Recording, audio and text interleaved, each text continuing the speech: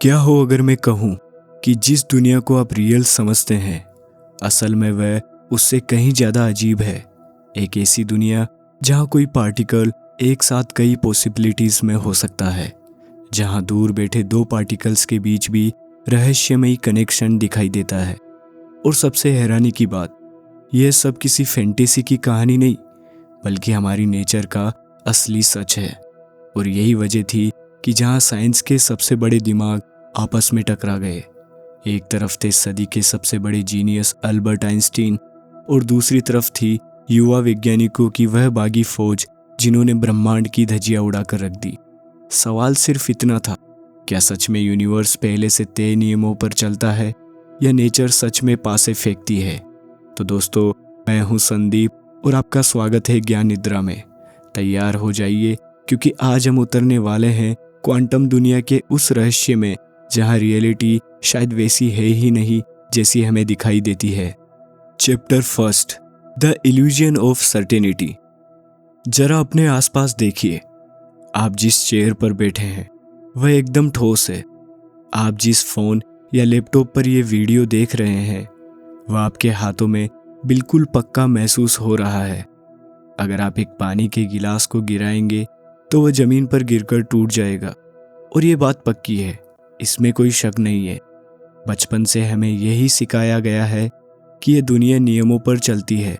सूरज रोज सुबह तय वक्त पर उगता है। गाड़ी को अगर हम ब्रेक लगाएंगे तो वह रुक जाएगी। और हर चीज की एक जगह है, एक पक्का वजूद रखती है।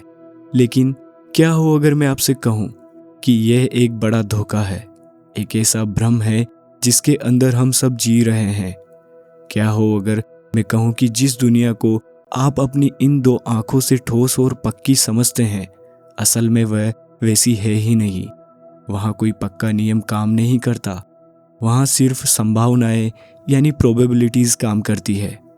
ये कोई जादू या डरावनी फिल्म नहीं, यह हमारे यूनिवर्स की सबसे बड़ी, सबसे अजीब सच्चाई है। और इस सच्चाई ने एक ऐसी बहस को जन्म दिया जिसने दुनिया के सबसे बड़े वैज्ञानिकों को सोचने पर मजबूर कर दिया। दोस्तों, इस कहानी को समझने के लिए हमें थोड़ा पीछे जाना होगा। आज से करीब 300 साल पहले एक वैज्ञानिक आए, इसाक न्यूटन।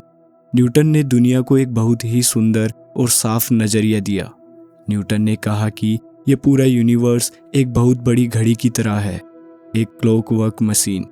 जैसे घड़ी के अंदर हर छोटा बड़ा गियर अपनी तय जगह पर फिट होता है और उसकी सुई देखकर आप बता सकते हैं कि अगला सेकंड क्या होने वाला है, ठीक वैसे ही यह ब्रह्मांड भी काम करता है।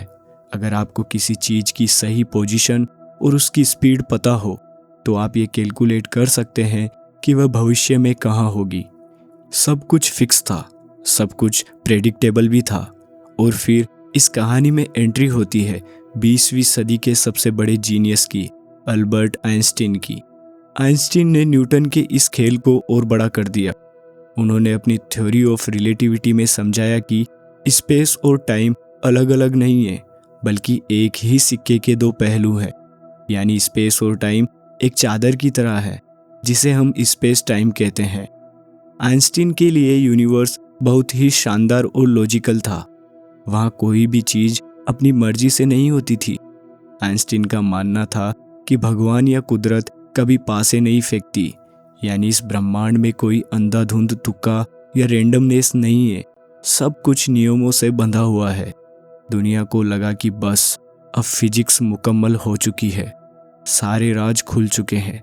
लेकिन उन्हें क्या पता था कि असली तूफान तो अभी आना बाकी था। जब वैज्ञानिकों की जिज्ञासा बढ़ी तो उन्होंने सोचा, क्यों ना इस ब्रह्मांड को सबसे छोटे लेवल पर देखा जाए, यानी एटम्स के अंदर और उससे भी अंदर। और जैसे ही साइंटिस्ट ने उस सूक्ष्म दुनिया यानी सब एटॉमिक वर्ल्ड में झांका, उनके पैरों तले जमीन खिसक गई। बड़े लेवल पर जो नियम काम कर रहे थे, जैसे सेब का नीचे गिरना, ग्रहों का घूमना, वे सब उस छोटी दुनिया में फेल होते नजर आ रहे थे। पार्टिकल्स ने जैसे बगावत कर दी थी। वहाँ ऐसा जादू चल रहा था जो किसी फैंटेसी उपन्यास जैसा लगता था। एक इलेक्ट्रॉन एक ही समय पर दो अलग अलग जगहों पर मौजूद हो सकता था। इसे साइंस की भाषा में सुपरपोजिशन कहा गया। और सबसे हैरान कर देने वाली बात यह थी कि जब वैज्ञानिक उस इलेक्ट्रॉन को देख रहे होते थे तब वह एक ठोस कण यानी पार्टिकल की तरह बर्ताव करता था, लेकिन जैसे ही वे अपनी आंखें हटाते थे वह फैलकर एक तरंग यानी वेव बन जाता था। यानी वह कण तब तक तय नहीं करता था कि उसे क्या बनना है जब तक कोई उसे देख ना रहा हो। जैसे कि ब्रह्मांड खुद ये इंतजार कर रहा हो कि कोई मुझे ऑब्जर्व करे तो मैं अपनी शक्ल बदलूं। यह कोई पक्का विज्ञान नहीं था, ये तो जुए की तरह था। और इस नई दुनिया का जो मसीहा बनकर सामने आया उसका नाम था नील्स बोहर। बोहर ने साफ कह दिया कि क्वांटम दुनिया में पुरानी क्लासिकल फिजिक्स के नियम काम नहीं करते। यहाँ नए नियम चलते हैं। यहाँ कोई पक्की गारंटी नहीं मिलेगी। यहाँ हर चीज़ सिर्फ संभावना पर चलती है। हम कभी 100% पक्के तौर पर यह नहीं बता सकते कि इलेक्ट्रॉन कहाँ है। हम सिर्फ ये कह सकते हैं कि इसके यहाँ होने के चांस इतने % हैं। और जब ये बात अल्बर्ट आइंस्टीन तक पहुंची तो वे गहरी सोच में पड़ गए। एक ऐसा इंसान जो पूरी जिंदगी लॉजिक और ऑर्डर के पीछे भागा था, उसके सामने कोई आकर यह कह रहा था कि ब्रह्मांड में तो सिर्फ तुक्के और चांसेस चल रहे हैं। आइंस्टीन ने एक पत्र में लिखा, मुझे यकीन है भगवान पासे नहीं फेंकता। और यहीं से शुरू हुई इतिहास की वह सबसे महान और रोमांचक वैज्ञानिक जंग जिसने विज्ञान की दिशा ही बदल कर रख दी। एक तरफ थे अल्बर्ट आइंस्टीन और दूसरी तरफ थे नील्स बोहर। जंग इस बात की थी कि आखिर सच क्या है। Chapter 2 the clash of titans Solvay conference. अब मंच पूरी तरह से सज चुका था। एक तरफ थे अल्बर्ट आइंस्टीन, वह इंसान जिसने अकेले दम पर ब्रह्मांड के स्पेस और टाइम की परिभाषा बदल कर रख दी थी। पूरी दुनिया उन्हें सदी का सबसे महान वैज्ञानिक मानती थी। जब वे चलते थे तो लोग रास्ता छोड़ देते थे, जब वे बोलते थे तो दुनिया सुनती थी। और दूसरी तरफ थे नील्स बोहर, डेनमार्क के कोपनहेगन से आया एक शांत चश्मे वाला शख्स। बोहर कोई साधारण वैज्ञानिक नहीं थे, वे एक ऐसे विचारक थे जो लीक से हटकर सोचना जानते थे। और सबसे बड़ी बात यह थी कि बोहर अकेले नहीं थे, उनके पीछे खड़ी थी युवा वैज्ञानिकों की एक टोली। वर्नर हाइजेनबर्ग, पोल डिराक, वोल्फगैंग पाउली, ये वो वैज्ञानिक थे जो नए विचारों से भरे हुए थे, क्लासिकल फिजिक्स की पुरानी दीवारों को गिरा देना चाहते थे। यहाँ वैचारिक लड़ाई सिर्फ 2 इंसानों की नहीं थी, बल्कि 2 पूरी पीढ़ियों की थी। आइंस्टीन का मानना था कि ब्रह्मांड एक बहुत ही सुंदर, साफ और नियमबद्ध मशीन है।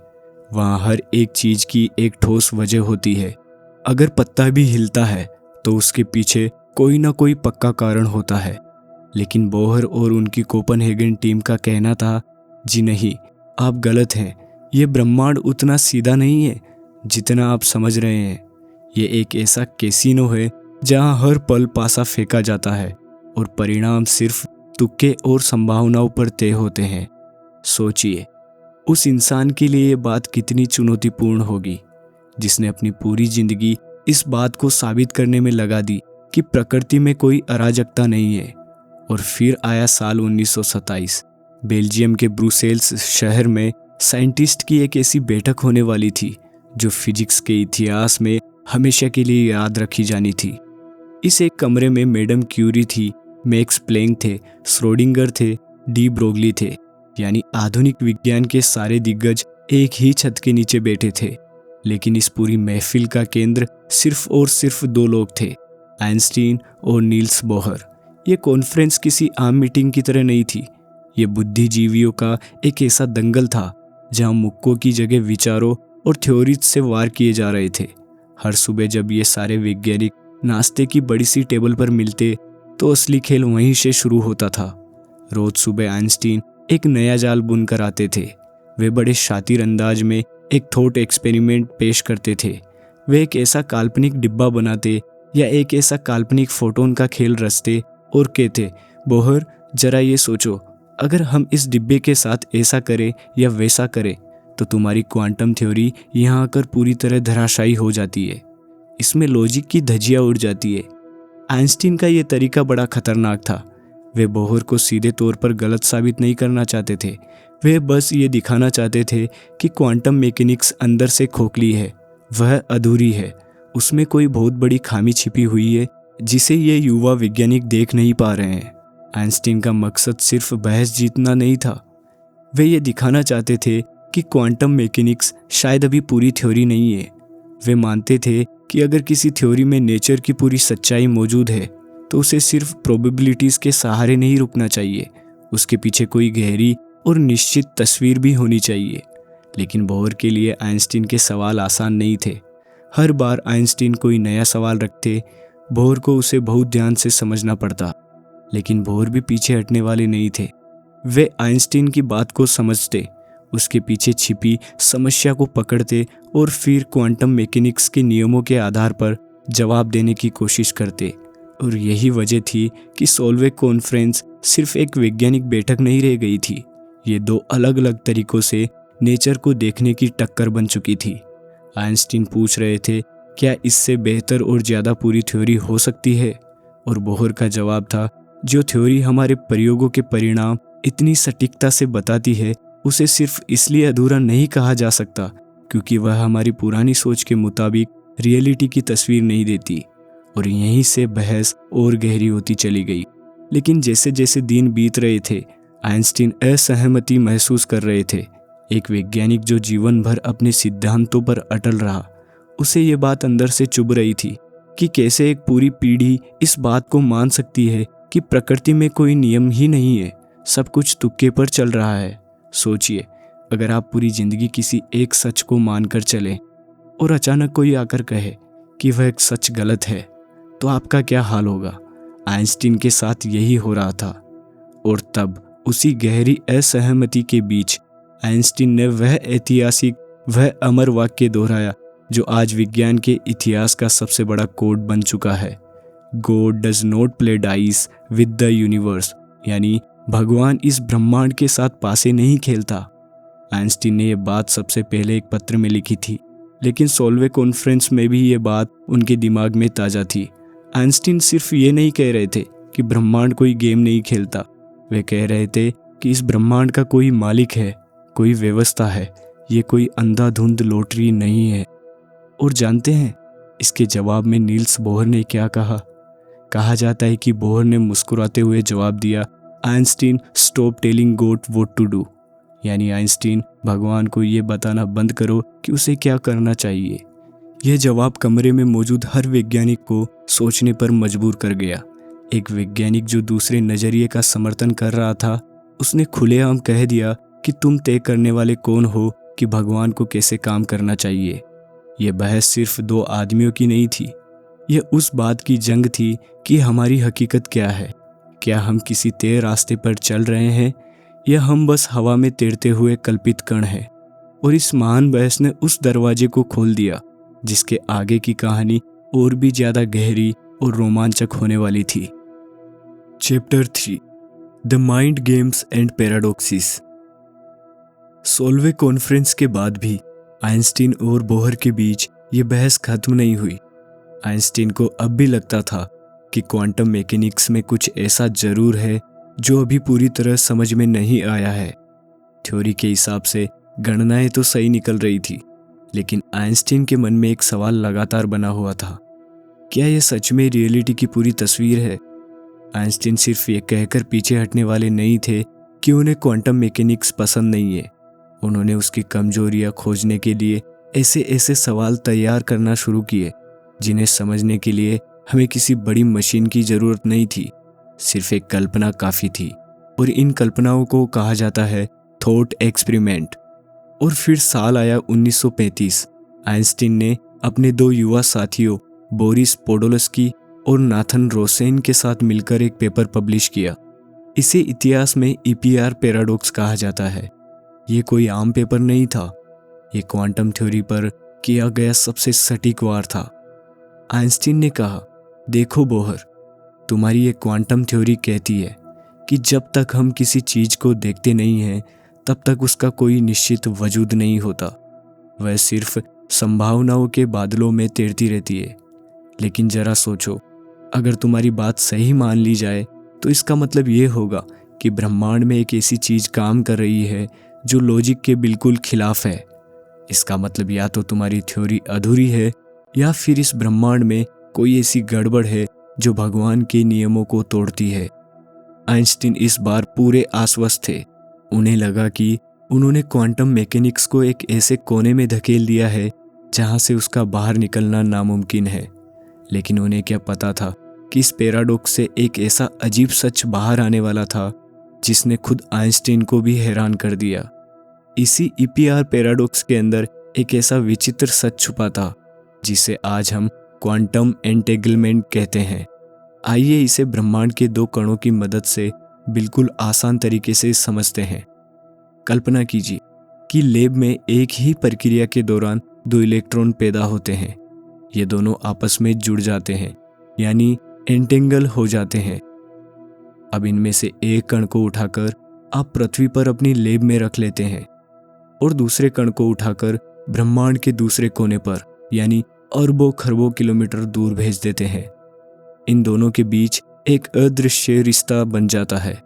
अब नियम के अनुसार अगर आप पृथ्वी वाले कण को छेड़कर उसकी दिशा ऊपर या नीचे करते हैं तो दूसरे कोने वाले कण को इसकी खबर मिलने में कम से कम प्रकाश की गति से तो वक्त लगना चाहिए था। और आइंस्टीन का सबसे बड़ा नियम यही था कि इस पूरे ब्रह्मांड में प्रकाश की रफ्तार से तेज कोई भी चीज सफर नहीं कर सकती। लेकिन क्वांटम मैकेनिक्स ने आइंस्टीन के इस नियम को चुनौती दे दी। जैसे ही आपने पृथ्वी वाले कण की दिशा मापी, ब्रह्मांड के दूसरे कोने पर बैठे दूसरे कण की दिशा भी तुरंत तय हो गई। लेकिन यहाँ ध्यान देने वाली बात यह है कि इससे कोई जानकारी नहीं भेजी जा सकती। ये सिर्फ एक अजीब कनेक्शन है, ना कोई सिग्नल। सोचिए, बीच में अरबों किलोमीटर की दूरी है, कोई तार नहीं है, कोई वाईफाई या सिग्नल नहीं है, कोई समय का अंतराल नहीं है। फिर भी एक कण के हिलते ही दूसरे कण को तुरंत पता चल गया कि मेरे साथ वाले एंटेंगल कण के साथ क्या किया गया है। जब आइंस्टीन ने इस असंभव फिनोमिना को देखा तो वे हैरान रह गए। उन्होंने इसे खारिज करते हुए एक ऐसा नाम दिया जो आज विज्ञान के सबसे मशहूर वाक्य बन चुका है, spooky action at A distance, यानी दूर से होने वाला डरावना जादू। आइंस्टीन ने कहा, यह फिजिक्स के नियमों के खिलाफ लगता है। ऐसा हो ही नहीं सकता कि कोई जानकारी प्रकाश से भी तेज सफर करे। इसी पूरी बहस के बीच जब सब लोग सिर खुजा रहे थे, तब एक और वैज्ञानिक इरविन श्रोडिंगर ने इस क्वांटम थ्योरी को अजीबोगरीब दिखाने के लिए एक ऐसा काल्पनिक प्रयोग सामने रखा जिसे दुनिया श्रोडिंगर की बिल्ली या श्रोडिंगर्स कैट के नाम से जानती है। इसे एक एक स्टेप करके बिल्कुल आसान भाषा में समझिए कि इस काल्पनिक प्रयोग के अंदर का जहर का सिस्टम कैसे काम करता है। कल्पना कीजिए कि आपके सामने पूरी तरह से बंद बॉक्स रखा है। उस बॉक्स के अंदर एक जिंदा बिल्ली आराम कर रही है। बॉक्स के अंदर एक रेडियो एक्टिव एटम रखा है। ये एटम बहुत छोटा है और क्वांटम नियमों पर चलता है। नियम के मुताबिक इस एटम के टूटने की संभावना ठीक 50% होती है, यानी टूट भी सकता है और नहीं भी। इस एटम के पास एक डिटेक्टर लगा है जो ये डिटेक्ट करता है कि एटम टूटा या नहीं। उस डिटेक्टर के साथ एक छोटा सा हथौड़ा और जहर की शीशी जुड़ी हुई है। अब खेल शुरू होता है। क्वांटम मैकेनिक्स कहती है कि जब तक वह एटम डिब्बे के अंदर बंद है, वह एक ही समय पर टूटा हुआ भी है और नहीं भी टूटा हुआ है। चूंकि जहर की शीशी का टूटना उस एटम के टूटने पर निर्भर करता है, इसलिए क्वांटम नियमों के अनुसार जब तक आप डिब्बे को खोलकर बाहर से अंदर नहीं झांकते, तब तक वह एटम अपनी पक्की अवस्था तय नहीं करता। और इसका सीधा मतलब यह निकलता है कि जब तक डिब्बा बंद है, तब तक वह बिल्ली अंदर एक ही समय पर जिंदा भी है और मरी हुई भी है। चौंक गए ना? एक ही वक्त पर कोई चीज जिंदा और मुर्दा दोनों कैसे हो सकती है? इरविन श्रोडिंगर ने यह उदाहरण इसलिए दिया था ताकि वे दुनिया को यह दिखा सके कि तुम्हारी ये क्वांटम मैकेनिक्स कितनी अजीब है। वे साबित करना चाहते थे कि देखो, अगर तुम्हारी थ्योरी सही है तो इसका मतलब बिल्ली का ऐसा अजीब रूप मानना पड़ेगा जो हकीकत में मुकम्मल तौर पर पागलपन है। लेकिन असली ट्विस्ट तब आया जब वैज्ञानिकों ने कहा कि हाँ भाई, क्वांटम दुनिया में एटम्स के साथ ऐसा ही होता है। बिल्ली का एग्जाम्पल सिर्फ ये दिखाने के लिए था कि क्वांटम नियम बड़े लेवल पर कितने अजीब लगते हैं। आइंस्टीन और श्रोडिंगर दोनों मिलकर भी इस क्वांटम दुनिया के किले को गिरा नहीं पा रहे थे। वे जितने सख्त और पक्के तर्क लाते, बोहर और उसकी टीम उतने ही शानदार और सटीक जवाबों के साथ चट्टान की तरह खड़ी हो जाती। और अब ये बहस अपने उस मोड़ पर पहुंचने वाली थी जहां ये तय होना था कि आखिरकार इस सदी के सबसे बड़ी वैचारिक जंग में कौन सा नजरिया सही साबित होता है। Chapter 4 who won the legacy, the proof and modern reality. वक्त बीतता गया, साल गुजरते गए। अपनी जिंदगी के आखिरी सालों में अल्बर्ट आइंस्टीन दुनिया के सबसे बड़े वैज्ञानिक होने के बावजूद थोड़े अकेले पड़ चुके थे। जहां पूरी दुनिया के यंग साइंटिस्ट क्वांटम मैकेनिक्स की इस नई और अजीब दुनिया को अपना चुके थे, वहीं आइंस्टीन अकेले अपनी उस पुरानी जिद पर अड़े हुए थे कि यह ब्रह्मांड लॉजिकल है, ये एक ऐसा बेतरतीब नहीं हो सकता। वे रोज सुबह उठते, अपने ब्लैक बोर्ड के सामने जाते और एक ऐसी यूनिफाइड फील्ड थ्योरी की तलाश में जुटे रहते जो ब्रह्मांड की हर चीज को एक सूत्र में बांध सके। वह चाहते थे कि वह किसी तरह साबित कर दे कि क्वांटम मैकेनिक्स सिर्फ एक भ्रम है। लेकिन समय किसी के लिए नहीं रुकता। साल 1955 आया। दुनिया को हिला देने वाला वह महान जीनियस इस दुनिया को हमेशा के लिए अलविदा कह गया। आइंस्टीन चले गए, अपने दिल में ये सवाल लिए हुए कि क्या कुदरत सच में पासे फेंकती है? क्या हम कभी इस ब्रह्मांड के असली सच को जान पाएंगे? आइंस्टीन के जाने के बाद भी वह सवाल हवा में लटका हुआ था। क्या वह स्पूकी एक्शन, क्वांटम इंटेंगलमेंट सच में होता है या फिर पार्टिकल्स के पास कोई छुपा हुआ राज है? इस बहस को हमेशा के लिए खत्म करने का वक्त आ गया था। साल 1964 एक भौतिक वैज्ञानिक सामने आए, जॉन बेल। जॉन बेल ने सिर्फ बातें नहीं की, उन्होंने एक ठोस गणितीय फॉर्मूला पेश किया जिसे बेल इनक्वालिटी कहा जाता है। इसे ऐसे समझिए, बेल ने कहा, अगर आइंस्टीन सही है, यानी पार्टिकल्स के पास पहले से कोई छिपा हुआ कोड है, तो लैब में जब आप एंटेंगलमेंट पार्टिकल्स को अलग अलग दिशाओं में मापेंगे तो उनके बीच का डेटा एक निश्चित सीमा के अंदर ही रहेगा। लेकिन अगर बोहर सही है, यानी पार्टिकल्स की कोई तय शक्ल नहीं है, वे सिर्फ संभावनाएं हैं, तो वह सीमा टूट जाएगी। सीधी भाषा में बेल ने एक गणितीय पैमाना बनाया जो ये टेस्ट कर सके कि पार्टिकल्स के पास पहले से कोई छिपा हुआ कोड है या नहीं। अगर पार्टिकल्स के पास पहले से कोड है तो उनके मापों का कोरिलेशन एक निश्चित लिमिट से ज़्यादा नहीं होगा। लेकिन अगर पार्टिकल्स की कोई तय शक्ल नहीं है, वे सिर्फ संभावनाएं हैं, तो वह लिमिट टूट जाएगी। यानी अब ये सिर्फ बहस नहीं रही, ये एक पक्का साइंटिफिक टेस्ट बन गया था। अब सवाल था, इस टेस्ट को लैब में करेगा कौन? और फिर आया साल 1982। फ्रांस के एक वैज्ञानिक एलेन ओस्पेक्ट ने अपनी टीम के साथ इस टेस्ट को लैब में कर दिखाया। ओस्पेक्ट ने क्या किया, इसे ध्यान से समझिए। उन्होंने लैब में लेजर की मदद से दो फोटॉन्स को एंटेंगल्ड किया, यानी आपस में जोड़ दिया। फिर उन दोनों फोटॉन्स को विपरीत दिशाओं में बहुत तेज रफ्तार से मीलों दूर भेज दिया। रास्ते में दोनों तरफ डिटेक्टर्स लगे थे जो उन फोटॉन्स की पोलराइजेशन माप रहे थे, यानी उनकी दिशा को माप रहे थे। लेकिन ओस्पेक्ट ने इसमें एक ऐसा मास्टर स्ट्रोक डाला जिसने सारे कयासों को तोड़ दिया। उन्होंने रास्ते में ठीक उसी वक्त जब वे दोनों फोटॉन्स हवा में सफ़र कर रहे थे, अचानक से उन डिटेक्टर्स की सेटिंग को बदल दिया। सोचिए, अगर आइंस्टीन सही होते तो उन फोटॉन्स के पास पहले से ही तय किया हुआ छिपा हुआ कोड होता और उन्हें इस बात से कोई फर्क नहीं पड़ता कि रास्ते में डिटेक्टर की सेटिंग बदली गई या नहीं। लेकिन अगर बोहर सही थे तो उन दोनों फोटॉन्स को रास्ते में बदली गई सेटिंग्स की खबर उसी मिलीसेकंड में एक दूसरे तक पहुंचानी पड़ती, और वह भी प्रकाश की रफ्तार से भी तेज। जब एक्सपेरिमेंट पूरा हुआ तो डेटा सामने आया। पूरी साइंटिफिक दुनिया हैरान रह गई। जॉन बेल का फॉर्मूला पूरी तरह टूट चुका था। वह लिमिट जो बेल ने तय की थी वह टूट गई, यानी बोहर सही थे, क्वांटम मैकेनिक्स सही था। एलेन ओस्पेक्ट ने लैब में साबित कर दिया कि हाँ, वह स्पूकी एक्शन सच में होता है। पार्टिकल्स के पास कोई छिपा हुआ कोड नहीं होता, वे सच में संभावनाओं के समंदर में तैरते हैं।